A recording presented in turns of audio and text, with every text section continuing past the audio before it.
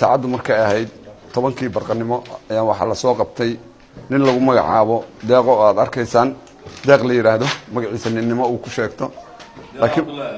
laakiin magaciisa dhabta la yiraahdo deeqo Cabdullaahi Aadan oo in muddo magaaladan ku noolayd oo matalaysa inay nin tahay dumar badan xiriir la yeelatay sida aragtaan hubaysan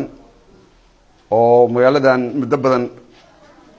dhex maraysay iyadoo nin ah waxaan ku guuleysanay inaan helno muddo dheer ka bacdi inaan gacanta ku soo dhigno deeq oo magaciisu deeqa yahay baaritaan dheer ka bacdi waxaan ogaanay inay tahay qof haween ah ujeedada iyo danta ay kala hayna wali hadda baaritaan bay ku jirtaa waxaan noo cadeeyay ciidanka booliiska haween baa ku jira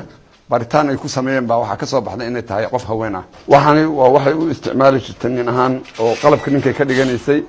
dhexdu ugu xirnaa markii baaritaanka lagu sameeyay waxa ka soo baxay in waxani ay nin ahaan u isticmaalaysay